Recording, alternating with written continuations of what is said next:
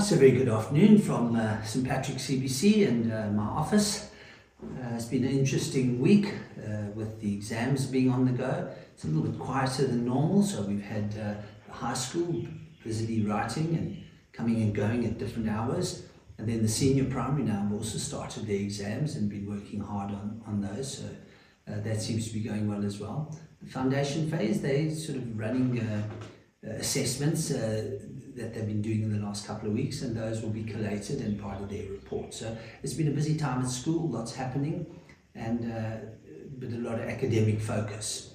So a couple of things that I thought I'd like to just talk about.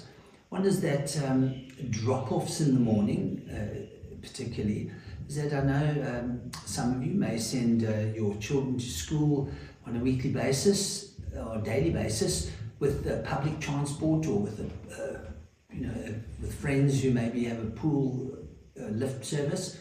Sometimes they drop them, and especially in roads like the Toyspan Road, and they drop them on the opposite side of the road, so the children have to cross over the Toyspan on their way to school. That obviously dangers with that, and we'd like to encourage all parents that to not drop the children where they have to cross a road. In Henderson Road it's convenient, or come up Cornwall Road onto the campus and drop off would be the best.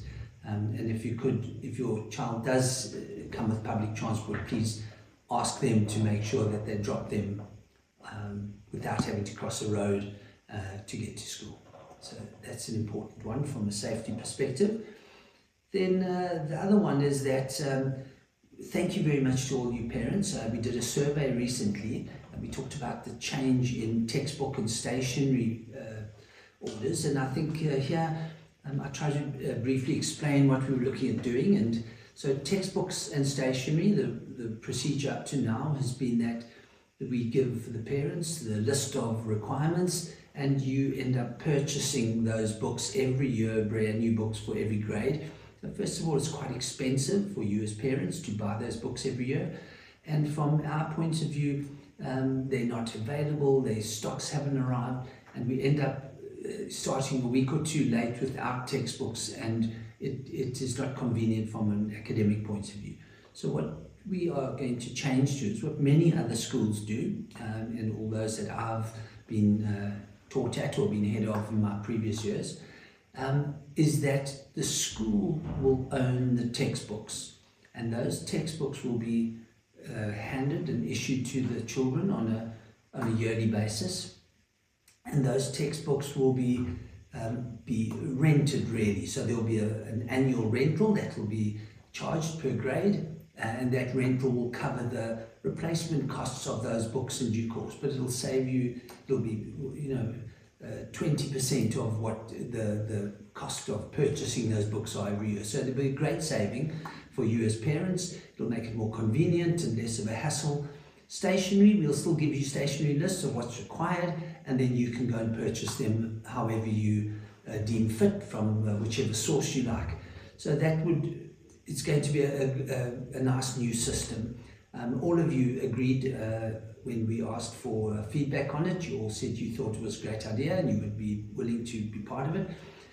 The transition period is the difficult one, is that we go from having the school owning no textbooks to having to supply all of them. And if we have to outlay money for all those textbooks, it's going to be a large capital outlay, and we can't really afford that at the moment. So the way in which we're suggesting doing it is that we ask parents if you would sell or donate those textbooks from this year to the school. So at the end of the year, you hand them into the school, we take them from you, and we can either a system of paying you a set of rate, or maybe waive next year's rental fee for those who donated their books to us. So that we would be rewarding you for that, and the school would then acquire the textbooks, and we would only have to top up which we're short of, and it'll be less of a cost. And also those textbooks, I'm sure they sit at your house and not being used, so it would be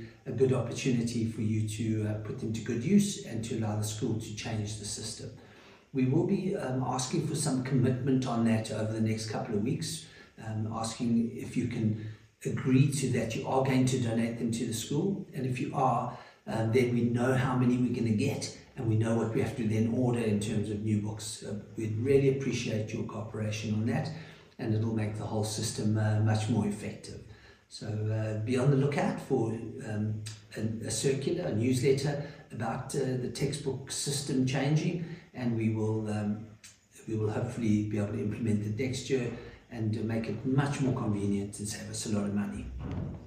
Then last Saturday morning we had a tea in aid of a hospice, and when we say we hosted it, it was hosted at the school, and many of you as parents and part of the school community attended that tea. Charity is a big part of our work that we do, and we try and help those that are less fortunate than us, and it's part of our ethos. So we have regular drives and supporting different groups and concerns, and this was for hospice, and we all know that hospice is a wonderful charity organisation. They do some wonderful work for the poor, and for not necessarily the poor, but those that are terminally ill and are not able to look after themselves in their last few weeks or months of their lives, and they do some very good work there. They visit people in their homes, dispense medication, help with their care, and then those that haven't got homes to be in, they come to the hospice, which is on the school campus really, our neighbours, and we assist them where we can, and we thank everybody for their assistance with hospice, and the funds raised will go to a very good cause. So thank you very much. I know next term we have other drives and food charity drives, and we will keep asking you to donate, and I think it's a wonderful way in which we can give to others who are less fortunate than us. We're midwinter, only a couple of days really left, school days, because next week, and I'm sure I don't have to remind the children that next week, Monday and Tuesday, are public holidays. So next week we'll only have 3 days of school, from Wednesday, Thursday, Friday, and then the following week it's Monday, Tuesday, Wednesday, and then we break up. So there's only really, I don't know, 6 or 8 school days left, which is amazing, and how quickly this term's gone. So enjoy the weekend and the long weekend that awaits you coming up. I hope it's going to be a good one. Thank you very much.